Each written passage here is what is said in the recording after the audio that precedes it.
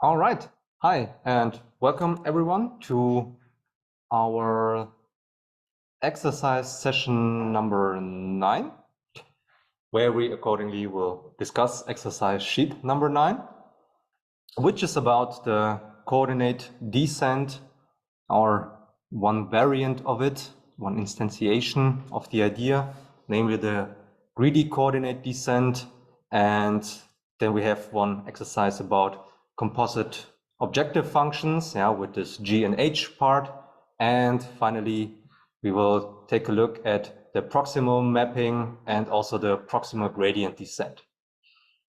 All right, so let's start with our first exercise, which has the title, Don't Be Too Greedy. It's about minimizing the following objective function in the two-dimensional case. So we are mapping a two-dimensional vector, theta, to its squared Euclidean norm plus the absolute difference between its two coordinates, 1 and 2. And well, first of all, we want to find out what's the minimizer. Very simple, because this part here is always greater 0. This part here is also always greater equal 0. And we may ask, is there a theta where we get exactly 0? Yes, there is, namely the theta or theta star here, where we have the 0 vector, the two-dimensional 0 vector. For this theta star, it obviously holds that both of these two components are 0. And this is the minimizer, so short warm-up. And now comes the interesting part, namely what we want to show is that the greedy coordinate descent algorithm, when we start with an unfortunate starting point, namely theta 0 with the same two entries, theta, and the entry is such that its absolute value is smaller than or equal 1/2. Because then we get stuck, and unless the theta here is not the 0, this not bold theta I'm talking about is not 0, we are not at the minimizer of the function. So for instance, if theta is exactly 1/2, we are still far away from the minimizer of this function, obviously, which is not good. And even worse, you cannot progress from this point on if you do the greedy coordinate descent. So let's first of all recall again what the greedy coordinate descent does. So it's going in a cyclic manner through the components. You remember the coordinate descent scheme means that we decide somehow which component we want to update, and there are different strategies. So uniformly at random sampling, importance sampling, and also this very naive cyclic procedure where you simply go in a round-robin manner through the components and then do the component-wise update. And this is what the greedy coordinate descent does, or usually it is instantiated in this manner, that you simply go round-robin wise through the coordinates and then do the following line search, is it rather, So what you do is, at your current iteration point theta t, so let's say here is your theta t1, here is your theta 2 t2, and then if the I, assume that I is 1, so you're looking in the x coordinate, what you essentially do is you look at the function value along this line. This is essentially what you are looking at here, and then ask for, well, where is the function minimized along this line. And then you add this lambda to the corresponding theta t. And you update your component in this position and then go along with the next axis. Here in this two-dimensional case, it would be then the y-axis. You look at the y-axis where it is minimized and so on. And now the problem will be that the greedy coordinate descent will now make progress. It doesn't matter which coordinate we are choosing. So we are assuming for, without loss of generality, that we are looking at the x dimensions, so I is equal 1. So for I equal 2, the arguments we are using here are exactly the same, essentially because this function f here is symmetric in its components. So if we do an update in the x-axis and we are starting at a point where both coordinates are the same, the x and y coordinates of theta 0 are the same, this is exactly the point we are looking at, then there is no difference whether we look into the x or the y dimension due to the symmetry here.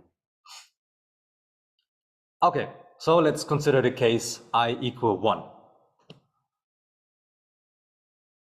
All right, so what do we do when we do greedy coordinate descent? We are looking at the minimizer with respect to lambda of this function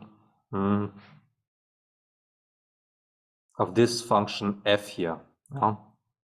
This function f along this axis spanned when we go into one direction, and the direction we are looking at is the x direction.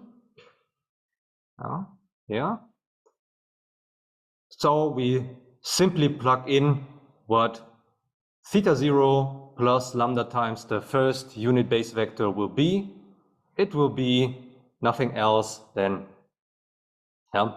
calculating out the Euclidean norm of theta plus lambda theta. This is the vector we are getting if we add the first unit base vector times lambda to theta 0. And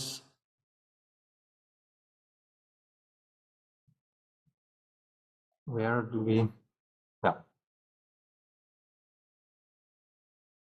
so when you look at the function, I can, now I have it on both. So if you look at the function, so we have here the first component being the squared Euclidean norm of the vector, of the input vector, and the second component being the difference between the two components. And well, the difference between the two components is obviously only lambda, only this lambda we are looking at. And the squared Euclidean distance, well, it's theta plus lambda squared plus theta squared. We expand here this binomial formula, simplify everything, and get here that the function we are essentially looking at, this g of lambda, which we want to minimize with respect to lambda, can be written in this form, 2 times theta squared plus 2 times lambda times theta plus lambda squared plus absolute value of lambda. Now the question is, what's the minimizer? Because this is exactly what we are asking ourselves when we do the minimization in the greedy coordinate descent, right? And of course, it's not that nice because we have here this absolute value of lambda. So minimization is not straightforward, computing gradients and so on.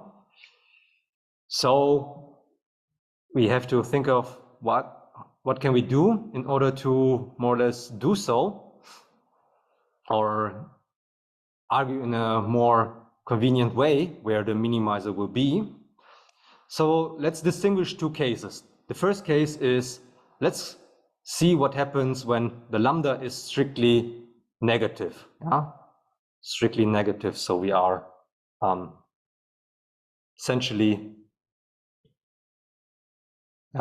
looking at this part of the line where we go into the negative direction from the starting point.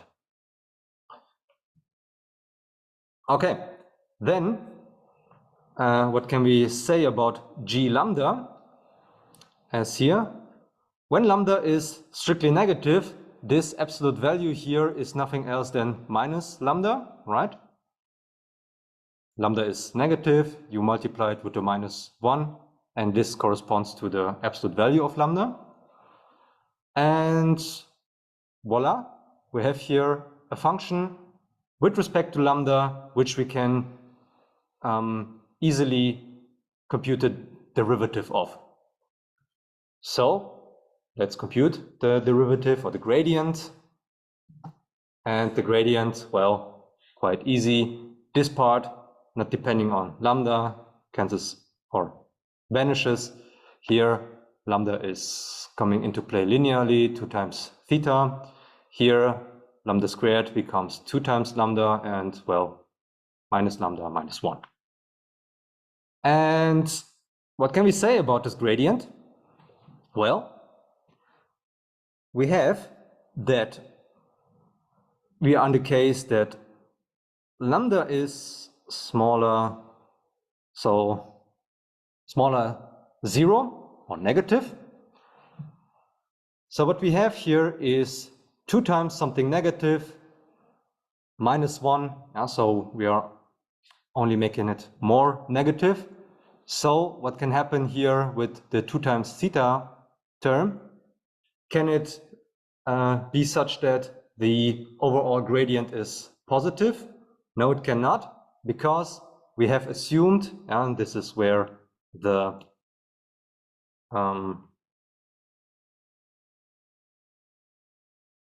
where this comes into play, that the theta we are starting at is such that you have an absolute value between it's an absolute value between 1/2. So, meaning it's either greater than -1/2 or smaller 1/2. But in any case, so assuming that theta would be 1/2, 2 times 1/2 would be 1. Here we subtract with 1, and then subtract again something which is perhaps small, but still small and negative. So it's still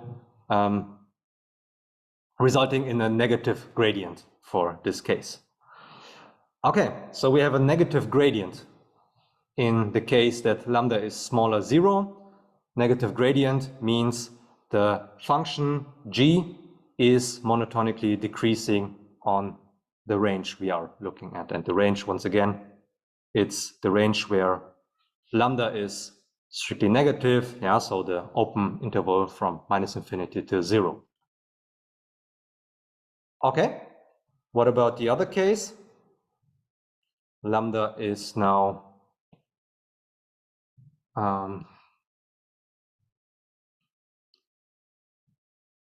strictly positive, and here essentially the same arguments.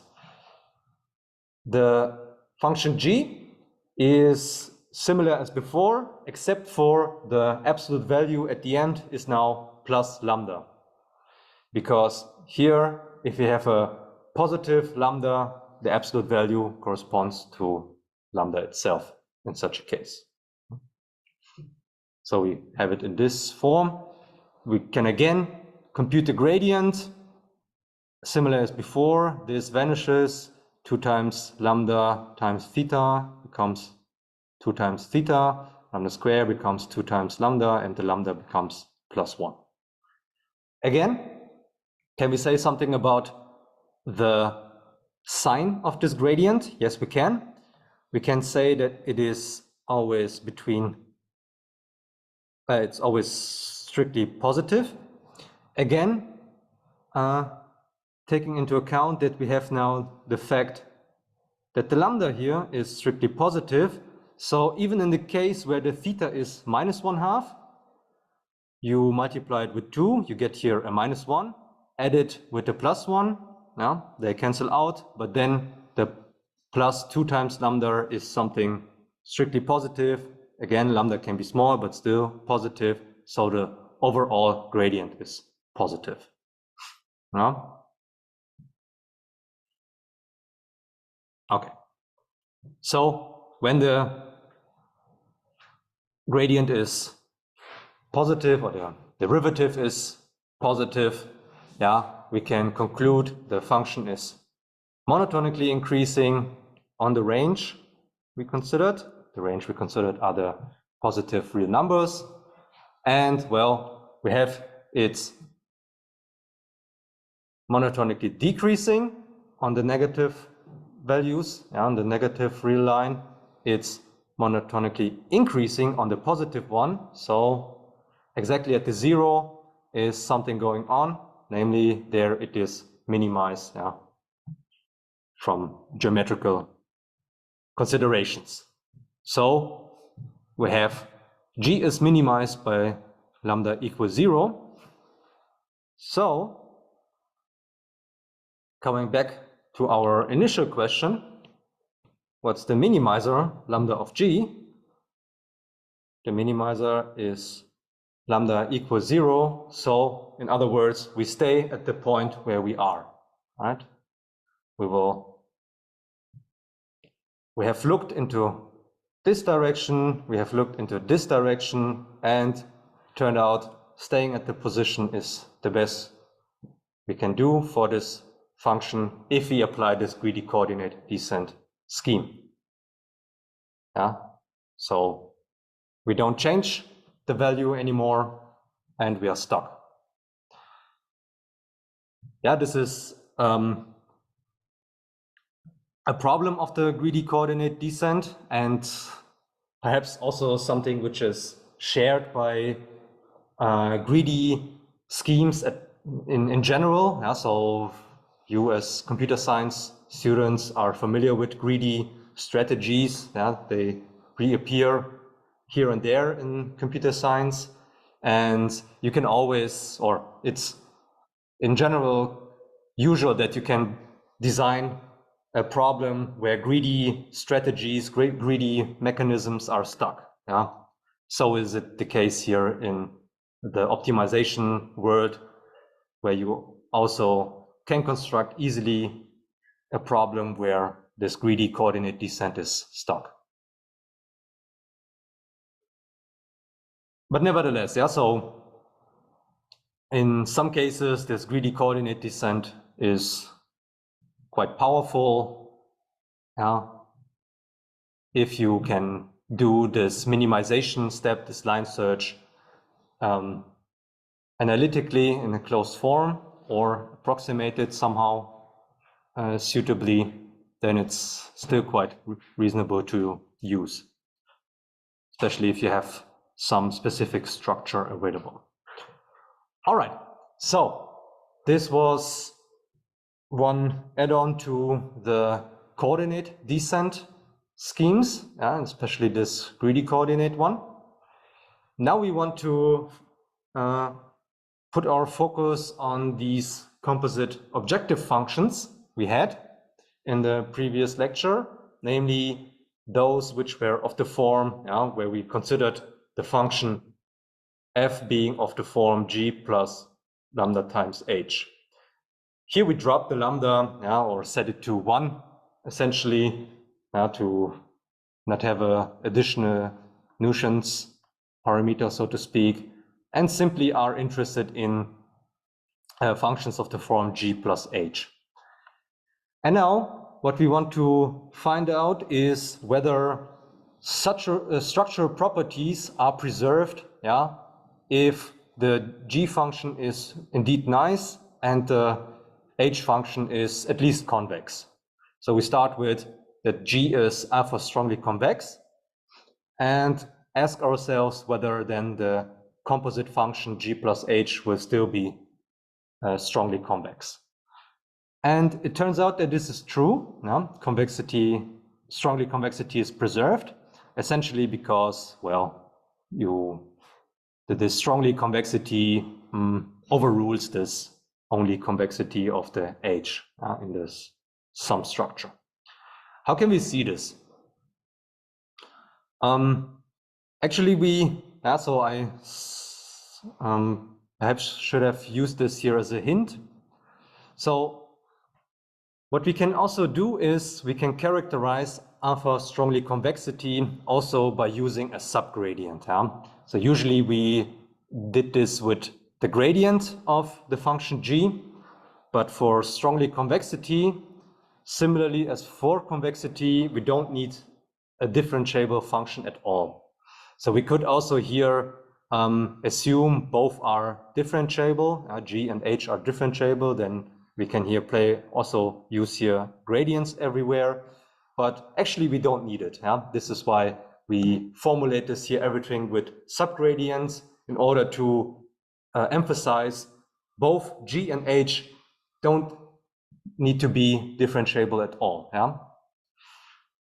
So this is why you always have here this subgradients. Okay, and then alpha strongly convexity. What does it mean? Yeah, it's similar to what we had before, only again, the subgradient takes the role of the gradient.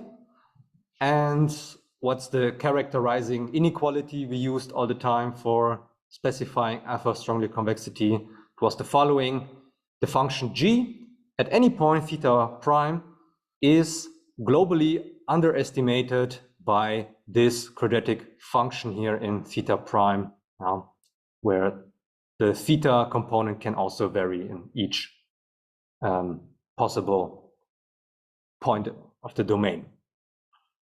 And recall, so usually we had here g, the gradient of g at point theta, and this role is now taken by the subgradient at that point, which is a more relaxed property in fact. So you remember when the function is differentiable and convex, then the subgradient consists of only one point, namely the gradient at that point. Okay, what about convexity? So we know, or we at least assume that this function h is convex.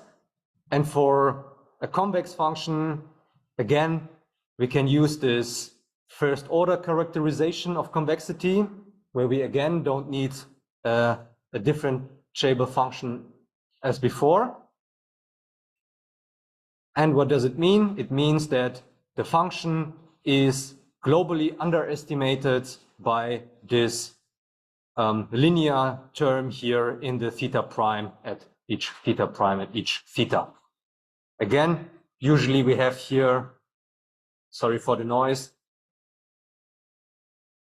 we have here, if the function h would be differentiable, that the subgradient will be replaced by the gradient, right? And now let's simply combine, almost convexly combine, but combine them, these two inequalities, and see what happens. So all we need to do in order to show that g plus h is alpha strongly convexity, we would need to show that this inequality here, that one, is also true if we have on the left-hand side g plus h, evaluated at theta prime, and on the right-hand side, everywhere the g appears, or the zg, the subgradient, we have to replace it with the corresponding g plus h term. And well, it's quite obvious, simply by doing both of them, using both of the inequalities. So the first inequality is here.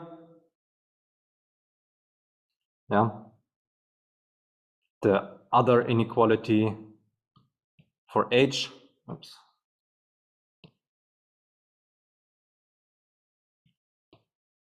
for h, we use it here.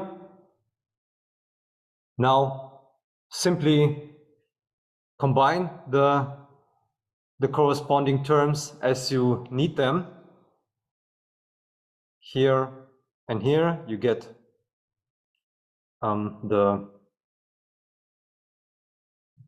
something like a similar term here on the right-hand side, where you make the substitutions, so to speak, G being G plus H in order to fulfill the definition of alpha strongly convexity, and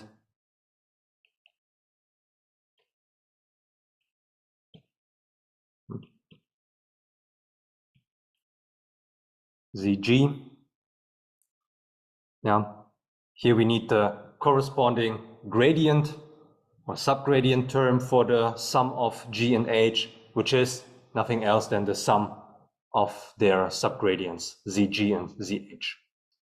And then we get exactly the definition of alpha strongly convexity of the function G plus H.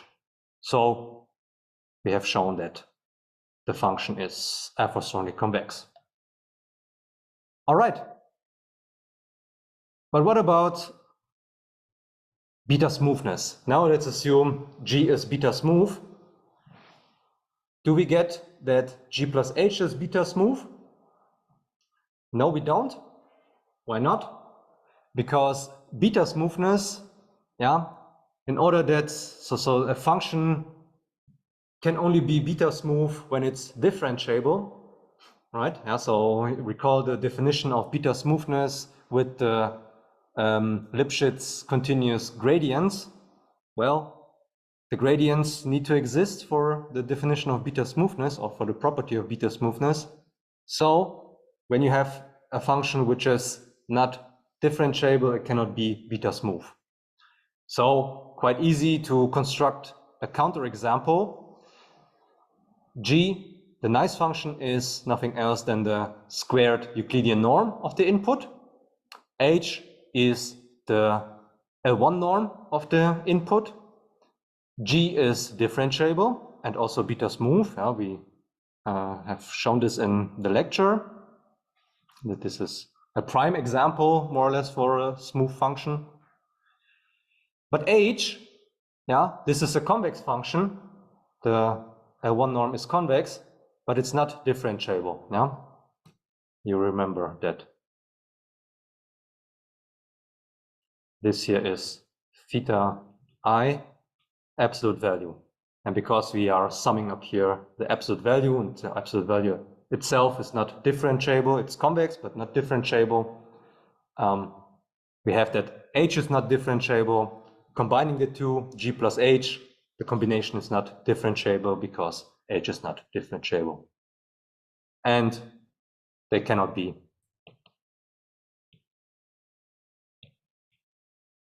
smooth, beta smooth. Now,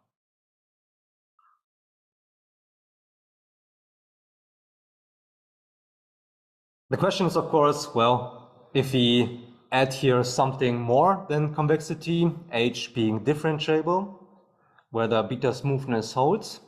This is something I haven't thought about, actually.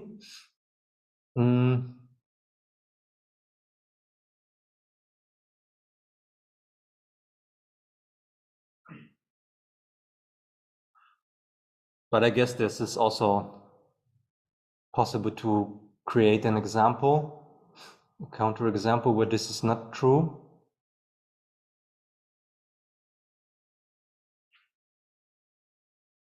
I think so, that this is still possible. I guess something where the H function is like a square root. Yeah, it's somewhere the square root is involved, because square root functions are typical to destroy the Lipschitz continuous property. Now, this is quite typical for them. But I haven't thought about that. But I'm quite sure that if you also add here differentiable for the H function, then you still don't have a beta smooth objective function when you combine them in a sum property. Okay. Let's continue. Yeah, we have so much time. But anyways, let's. We don't want to be in a hurry, so let's move on to exercise number 3, where we will look at the proximal mapping. Yeah, so recall the proximal mapping.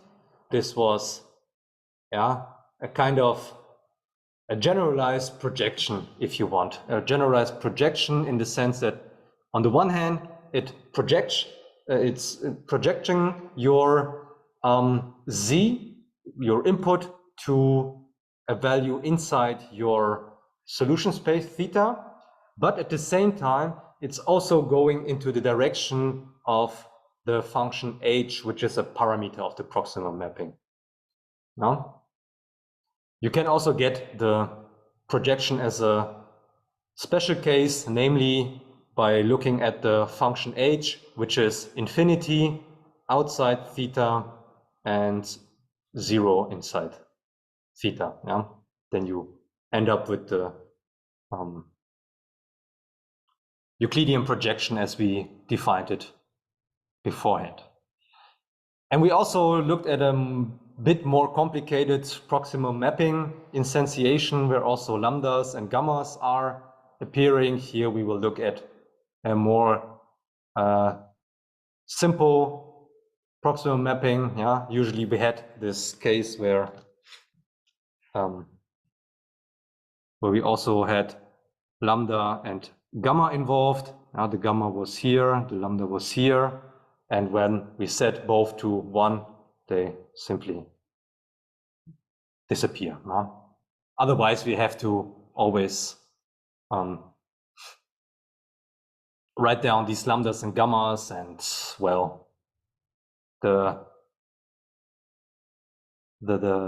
statements we will see here are also valid for these cases where lambda and gamma are not 1, but life is much easier when we set them to 1.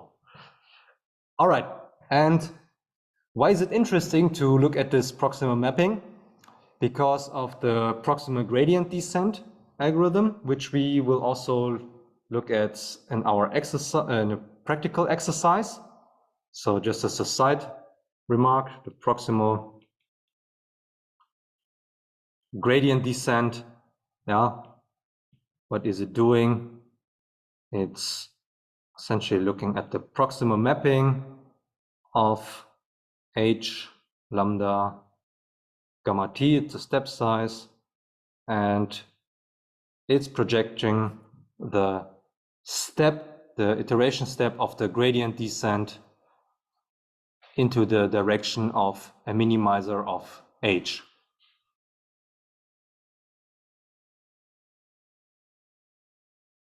Now, inside we have here the typical gradient descent iteration, where we go into, oh no, not f, g, is it? Where we go into the minimizer of the g part of the function. But as our goal is to minimize g plus lambda times h, we apply this proximal mapping, which is, as I said, also considering minimizing or going into the direction of a minimizer of this h part, or the lambda times h part. Okay, and what we want to show now is if we have specific forms for this h part, then we can compute the proximal mapping quite easily in a more convenient way. So the first part is, or the first case is where h of theta can be written down or can be separated into disjunctive two functions, h1 and h2, where the h1 is looking, or it's only depending on one part of the theta. The theta is a d-dimensional vector, and now we can split it up into two subspaces, where the Cartesian product of the two is again the theta. And if we add up these parts, h1 evaluated at theta 1, h2, theta 2, we get h theta. And then it's intuitively, it should hold that if you apply the proximal mapping for this function h for an input z, which can also be written in the same composite structure that you have the z1 and the z2 part, both of the same dimensionality as the theta 1 and theta 2 part, respectively. And this is the same as if you would stack together the proximal mapping of h1 for the z1 input and the proximal mapping for h2 for the input z2. Let's see whether this holds. So again, a bit formalism to make sure that everything is well defined. So we have theta 1, where the small theta 1 is living. We have theta 2, where the small theta 2 is living. This is here. And so here it's reappearing again. And for z, we have a similar structure, same dimensionality. Okay, so let's see. We compute the proximal mapping of h for z. We plug in the definition. So this here is simply the definition, namely argmin of theta. Again, here a bit abuse of notation. Might be that we have a couple of argmins, but well, this is why it's always exhausting to have here this element sign. But in fact, it's a set, right? So to be rigorous, we need to write down a set. What's the definition? It's essentially the Euclidean projection of z onto theta plus the h mapping, evaluated at theta. Now we are in the case where our function has a specific structure, namely this h here is h1 evaluated at theta 1 plus h2 evaluated at theta 2. Additionally, we can break down this squared Euclidean norm. We can break it down into the parts belonging to the theta 2 component and also to the theta 1 component. Why is it the case? Just as if you have theta 1 summing up from 1 to d and squared. So this is the squared Euclidean norm. And you can decompose this, of course, into 1 till d1 plus I starting at d1 plus 1 till d squared 1. This is the part belonging to theta 1, and this is the part belonging to theta 2. And this is essentially what we did here. So we split it up, this d-dimensional vector, theta minus z gives us a d-dimensional vector. We look at its Euclidean norm, and we can also write it down as the Euclidean norm of the part which is belonging to theta 1 plus the part which is belonging to theta 2, and then add them up together. Okay, but if we do this and here of theta 2, sorry. But if we do this, we see, okay, we have here, we are interested in the minimizer of this function, and we can split up the terms essentially into two independent minimization problems. Namely the one where we minimize with respect to theta 1, and the other where we minimize with respect to theta 2. So what we could also do is we could separately look at the minimization part with respect to theta 1, minimize it in this subspace, and then combine it with the minimizer with the theta 2 part, yeah, and then stack this together into one vector. This is what we do here, yeah. So we stack these minimizers we get into one vector.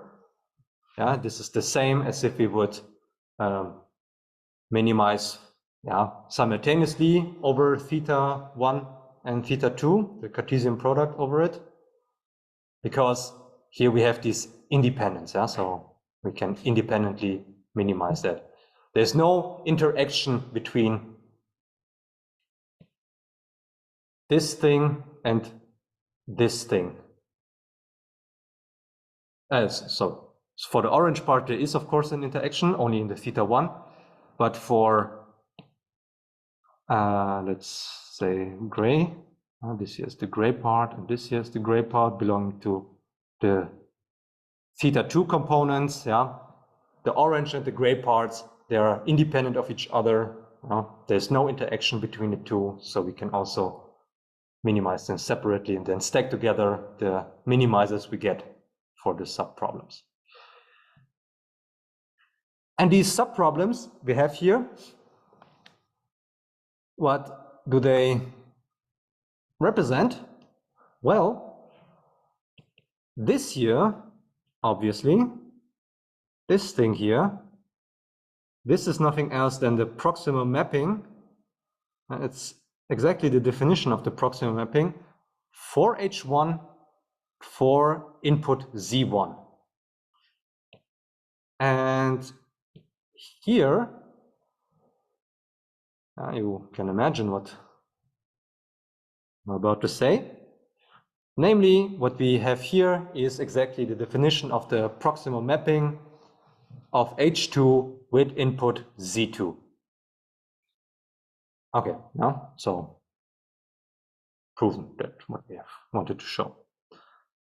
Let's go to the next case where the H function is an affine transformation of the input value plugged into another function H tilde, not specified, but doesn't need to be.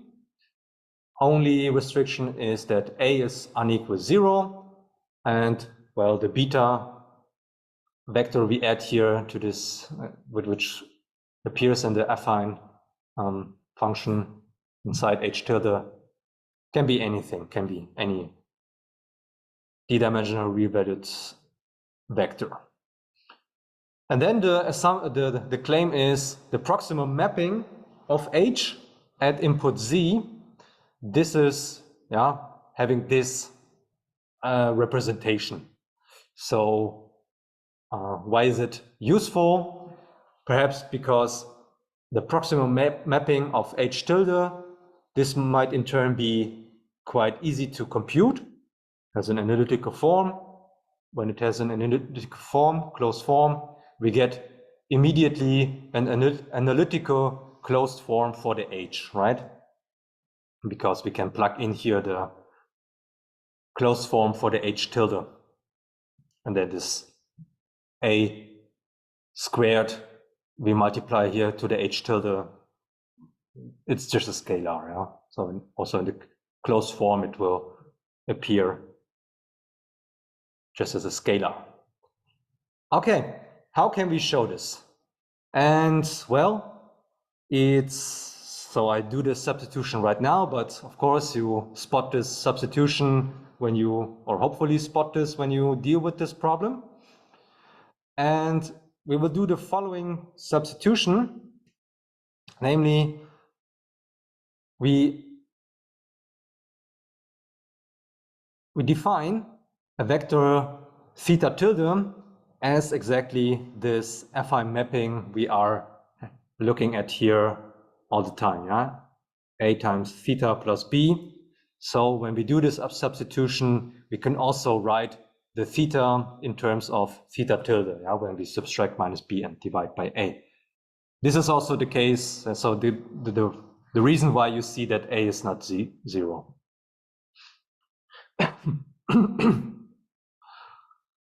All right, and once again, we start with the definition of the proximal mapping, write it down, and look at our structure representation of the function h. H theta is h tilde evaluated at a theta plus b. And now comes our substitution into play. So when we do this substitution, what happens here? First of all, yeah, we have to replace all the thetas with theta tildes. How can we do this? We can do this by using this one. That theta is represented by theta tilde minus b a. So this thing is this thing. And the argmin we have here, and this is now important, is the argmin of theta tilde. And when we look at the argmin with respect to theta tilde, but then this argmin also needs to be transformed in the same manner. Yeah? So we have to subtract them from the theta tilde we get minus b divided by a. And well, the left-hand side substitution also plays a role, namely it plays a role for this one, yeah, that a theta plus b is exactly theta tilde. All right, and from here, we need to be a bit concentrated to find out how we can rewrite this conveniently. And first of all, what we can do is we focus on this term, inside the squared Euclidean norm. And when we multiply a and divide it by a, we can rewrite this entire term also as follows. Yeah, we subtract from theta tilde minus a times z, add here the b.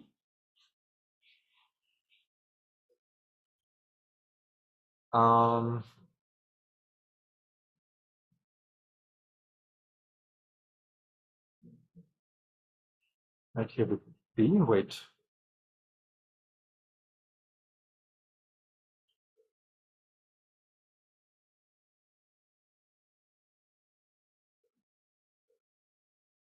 Subtract the b, right? So you need to subtract the b. Yeah, sorry, this is a typo here. We have to subtract the b, otherwise this is then not correct. But this is then equal what we get here, yeah? So multiplying here with the 1 over a, we get exactly the same term as before. All right, then, of course, then the sign error is still available. What we can do is this a can be written in front of the squared Euclidean norm if we square it. This is what we do here. And this is the step from here to here. Now, once again, minus theta. We can multiply the entire term here, or rather we add here an a square, divide an a square, divide by a square, and then this and this can be written in front of the entire bracket. This is what we get for this line. And finally, we realize, well, we can also forget about this 1 over 2 times a squared term if we minimize it. It's just a scalar for the minimization problem. So the interesting minimization problem is happening here. And for this, we see, well, what is this? It's nothing else than the argmin of that thing is the proximal mapping of a squared h tilde evaluated at, this is now correct. Here the sign are reversing, yeah, so this is why az plus b appears, yeah, so because this is the input, this is the input where the input is appearing with the minus value, of course. Now this is where the sign error is correct, or my sign error I did was corrected. Okay, and the rest stays the same. Yeah, this proximal mapping is subtracted, or we subtract beta from this proximal mapping and then divide by a. And this is exactly what we wanted to show. We started with the proximal mapping of h with input z and ended with this transformation of the proximal mapping of h tilde times a squared with the reformulated input parameter depending on a and b. All right, then let's have a look at the case where h theta is lambda times h tilde evaluated at theta divided by lambda.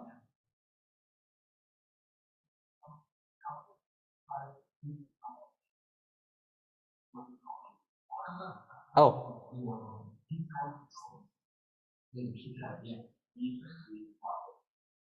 Yeah, so it's finally converted. Okay.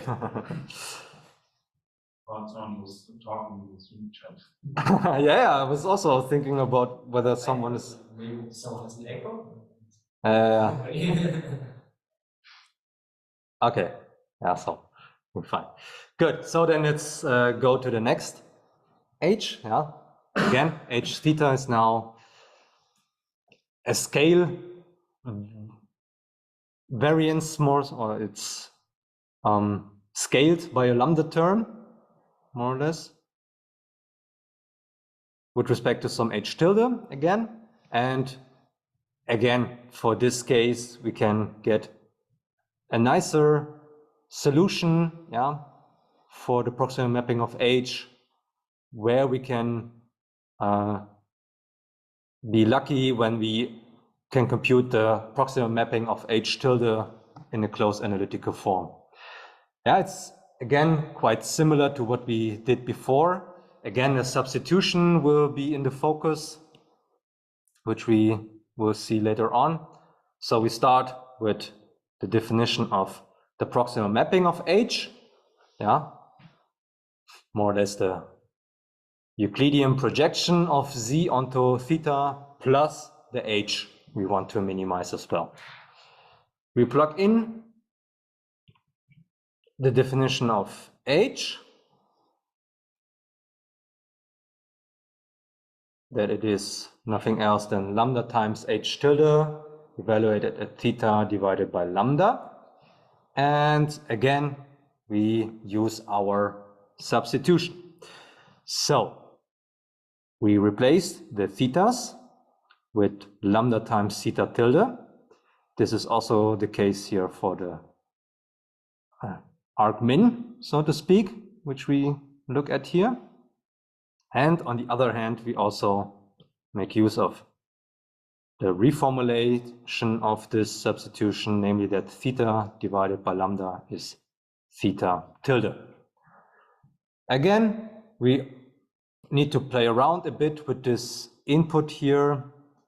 So lambda times theta tilde minus z can also be written as multiplying the squared Euclidean norm by lambda square, and then inside the Euclidean norm, we look at theta tilde minus z divided by lambda square. All right. Then again, we don't like that the lambda square here is so lonely. So what we do is we add here to this h tilde another lambda, but when we add it, we also need to divide here by the lambda, otherwise we haven't multiplied with a 1. So we get here lambda squared divided by lambda. We have here lambda squared, occurring 2 times. We can write it in front of the bracket here. This is where we get this lambda squared from. Again, argmin of this bracket term times lambda squared is completely irrelevant of this lambda square unless it's a 0, but it's not. So we can also forget about this lambda squared here and only look at argmin of the term in the bracket. But the term in the bracket, again, is nothing else.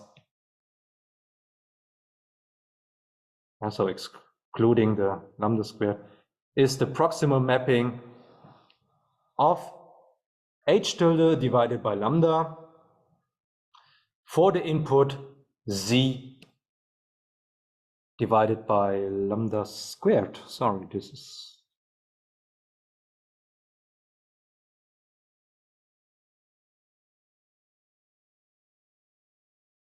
Oh no, I have here the lambda squared is wrong. This should be a lambda, yeah. No, then it's fine, because then we indeed have here z divided by lambda as an input. And this proximal mapping is multiplied with lambda. And this is what we wanted to show. Next case, h function is now again of a composite sum structure with some function h tilde, and the other function is a linear function of theta for some a being a d-dimensional revalued vector.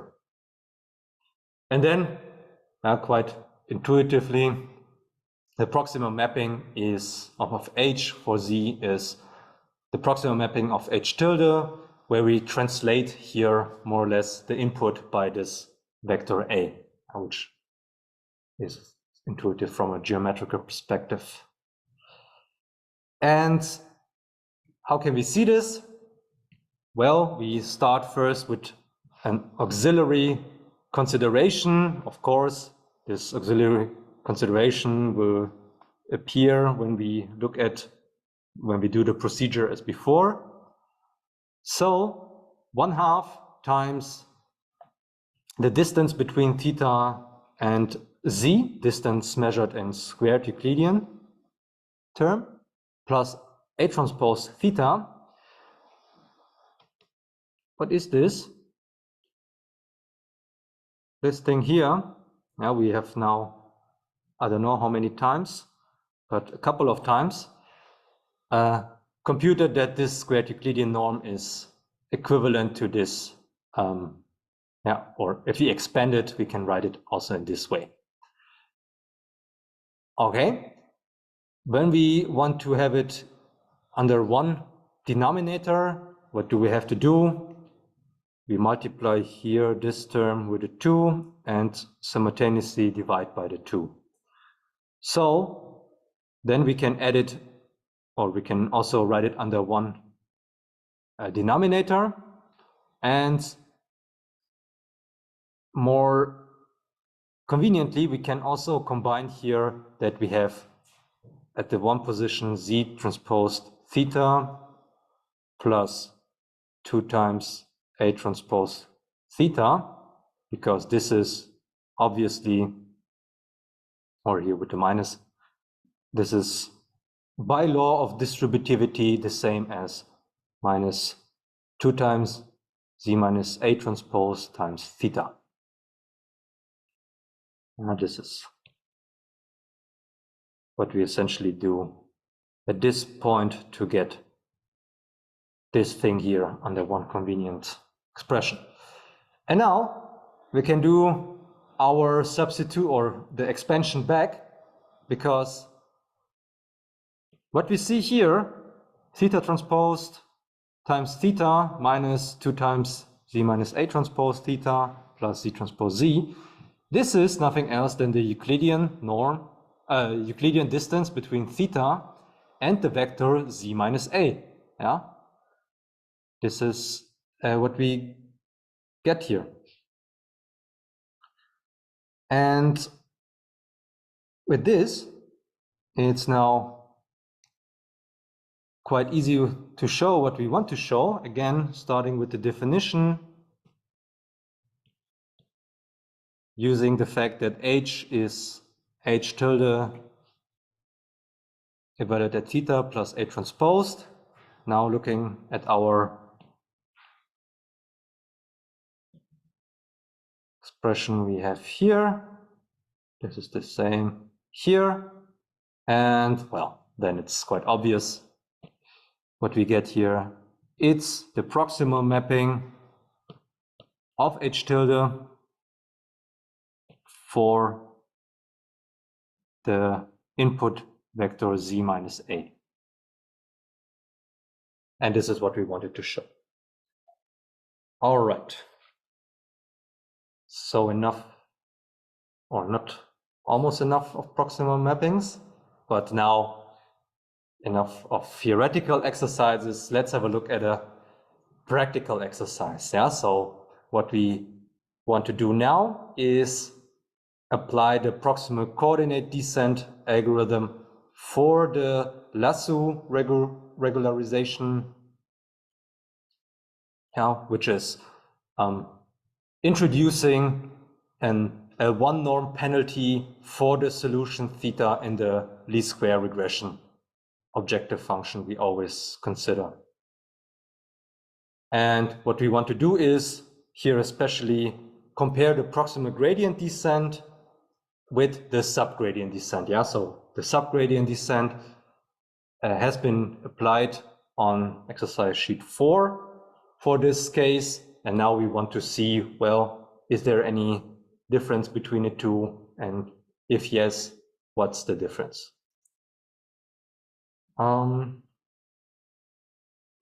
Guess I have to there. Yeah. And as usual, we have here somewhere here our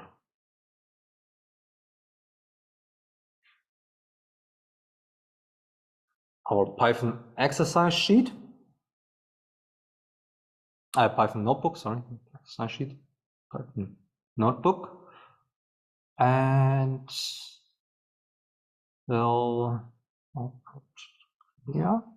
Let's clear everything and read everything again. Yeah, so as usual,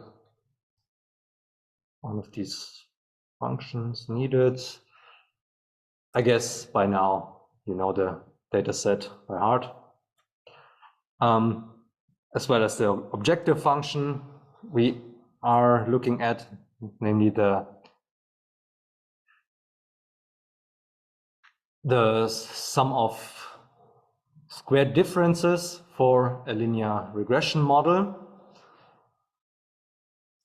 Here the L2 norm, well, is not needed. In fact, this is something from exercise sheet 4 I have used exactly. So the same also for the Tikhonov regularization, where we have this L2 norm regularization.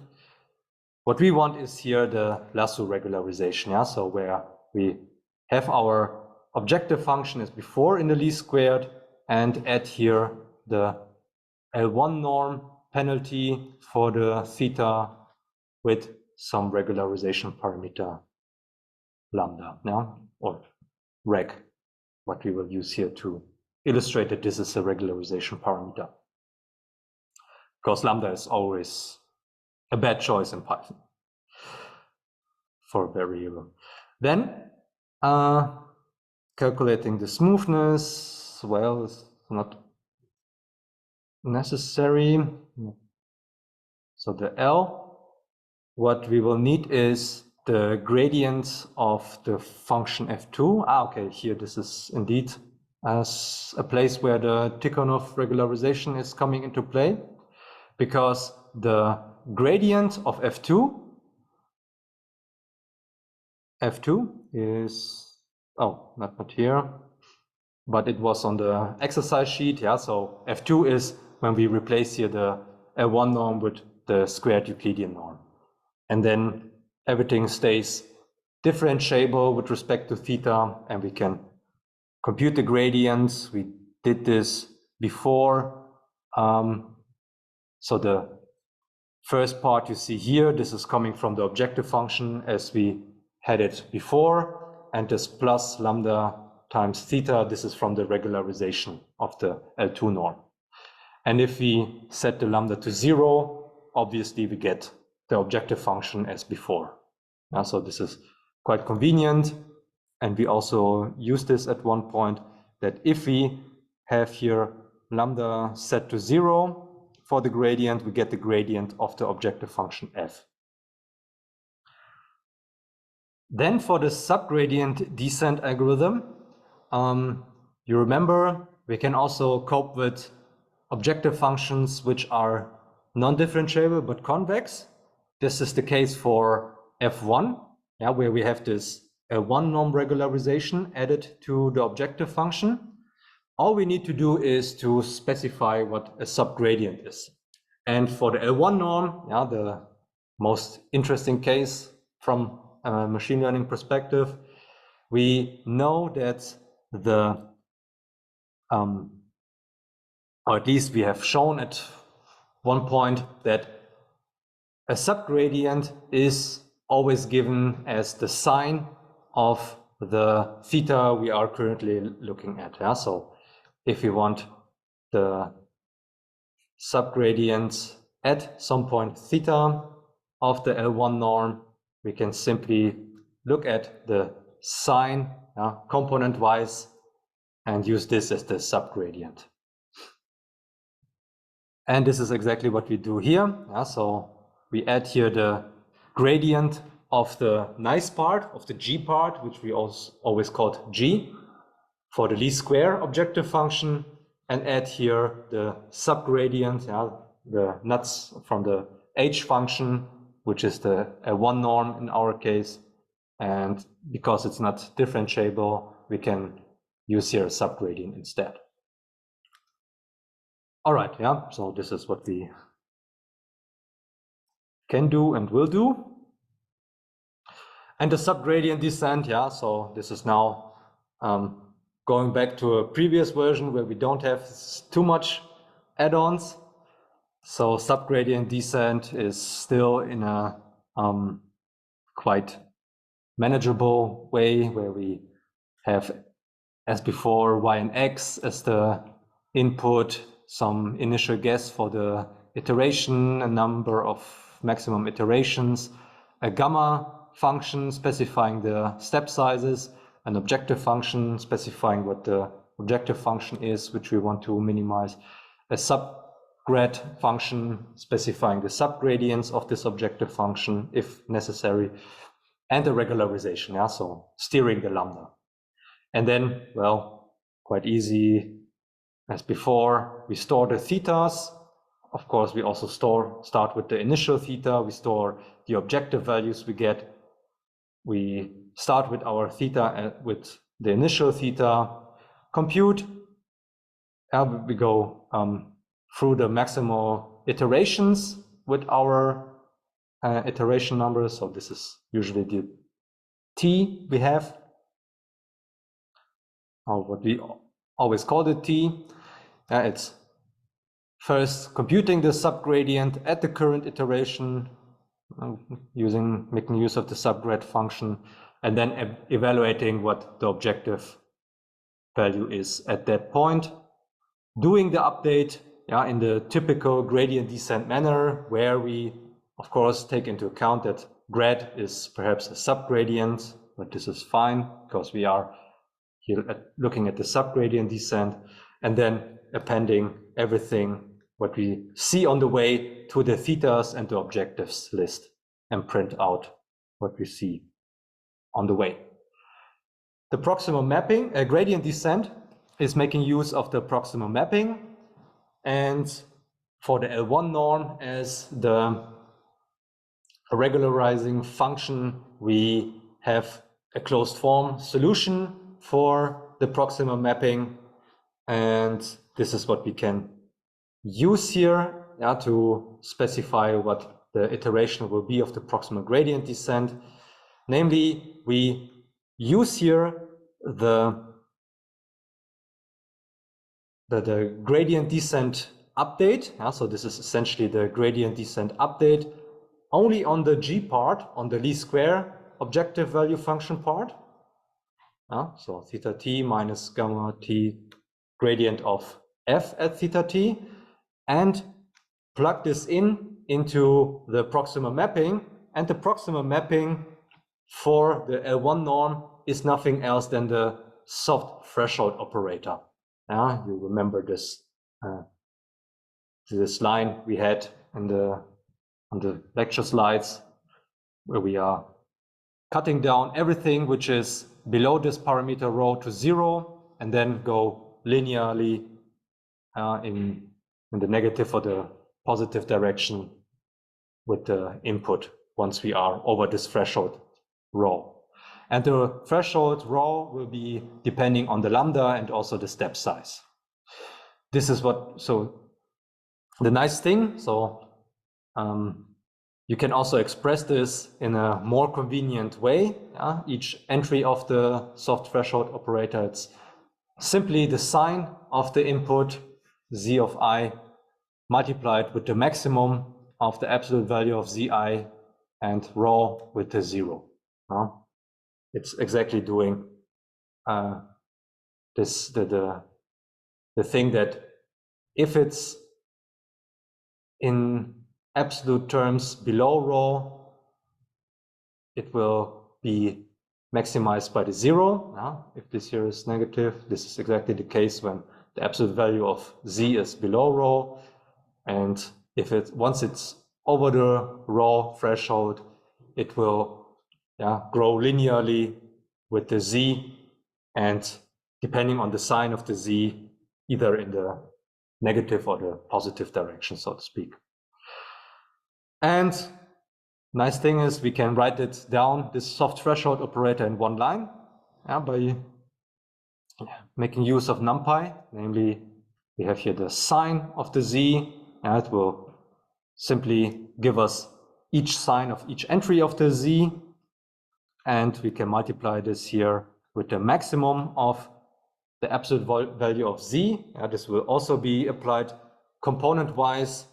This will be component-wise applied, and the maximum will be also applied component-wise, and this multiplication will be then a Hadamard product, what we call Hadamard product, where each of the components are separately multiplied. Okay, and then the proximal gradient descent for the Lasso. Well,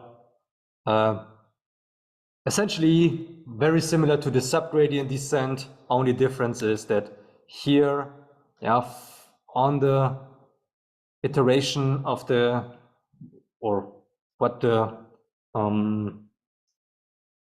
gradient descent would do for its iteration, we apply the soft threshold operator on this input, with the rho being lambda, so the regularization parameter times the iteration the step size at the current iteration. Okay, then let's have a look. So subgradient descent for F2, it's not so interesting. For F1, it's interesting what it's doing. Yeah, so it's going down quite quickly. After 12 steps, we are making almost no, yeah, so somewhere at the last digits, some updates. What about the proximal gradient descent? The same, almost, yeah, so also at iteration around 11 or 12, we don't make any progress here at the large digits, only at the smaller digits. Okay, you can also do no regularization, not so interesting. And what is interesting is what's the final theta which we get when we use subgradient for the Lasso operation and the proximal gradient descent. And how do they compare to the regularization with the L2 norm, so the Tikhonov regularization, and the one where we don't regularize at all. And what you see is, yeah, they are quite similar. Yeah, so especially F1 minimization with subgradient descent and the proximal mapping for the Lasso, you almost get the same two thetas here. Here it is a difference, if you want to call this a difference. And then the corresponding regression lines, well, you cannot tell apart where the proximal gradient descent is and the regression line with F1 and also the naive one, because they all overlap here. Yeah? So perhaps you see somewhere the red and the orange, they are perhaps a bit different, but where the black one is not visible because, again, F1 and the black one, they coincide. So if you would change the order, what you get is that the black line is over the red line. All right. We can also look at the cases where we choose the step size based on the gamma well conditioned term of the part of the objective function, of the g part of the objective function. And well, if you do this as before, after one step, you are pretty close to the minimum. Is this also true for the proximal gradient descent? Yes, this is also true for that one. Yeah? So after one iteration or two iterations, essentially you are at the minimum. Let's have a look what happens for our more complex data set, this concrete data set, where we now use regularization equal 1.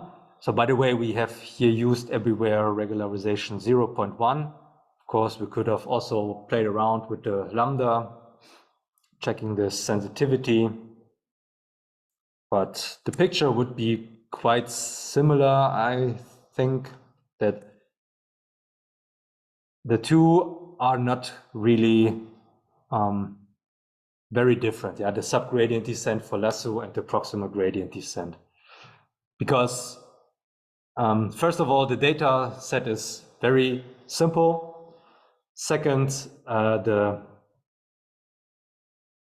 subgradient descent and proximal gradient descent are in general also not so much different in even more complex situations. So let's check whether this is true. We look at the subgradient F1 with the naive step size choice, always 0.3. We get here some values, again, somewhere around 10 iterations. Not much is happening anymore. What about the proximal gradient descent, exactly the same. Yeah, so here after 10, not much of a difference. We can also look at what the final thetas will be.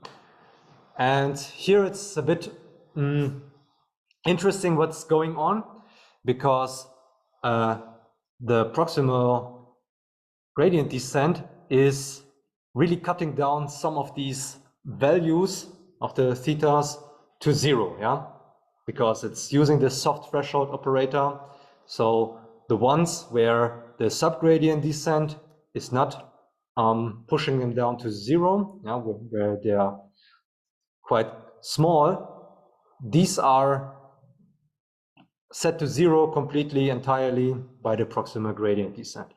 And this is a property which is quite nice and is perhaps more speaking more in the favor of the proximal gradient descent, because essentially in many applications we are seeking for solutions which are more sparse, yeah, so where some entries are perhaps 0, so we can leave them out, yeah, and only use those which are non-zero, because they are somehow telling us something about the relationship between input and output. But this is something you not always get with the subgradient, yeah, if you apply this on a one-norm regularization, but for the proximal gradient descent, you see this more often. All right, then we can once again also use the fact that the G part of the objective function in the lasso, namely the D square estimation objective, is gamma well conditioned. We can use then the theoretically optimal step size for the subgradient, for the proximal gradient, and finally compare both of them in a plot. And yeah, as we see, the dashed lines are the proximal gradient descent, the solid lines is the subgradient, blue with a naive choice, green with the choice based on the gamma well conditioned property of the G part of the objective function. And well, I wouldn't say that the proximal gradient descent is better. Both are still comparable to each other. So after here, I don't know, 4 iterations, the proximal gradient descent is a bit ahead of the subgradient descent, but then here the differences are more or less vanishing. I mean, you can look at the scale. It's 7.3. Perhaps if we have a logarithmic scale already.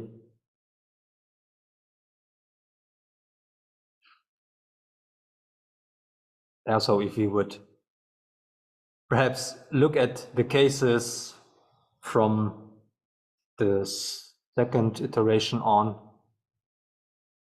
this would be more interesting.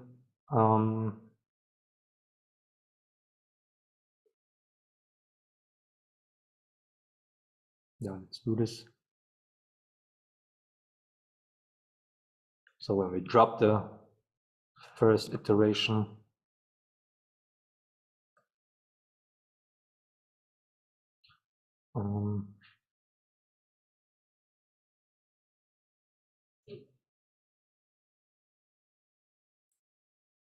I know that this is possible in R. Is it also possible in Python to write it like this? Yeah. That you drop the...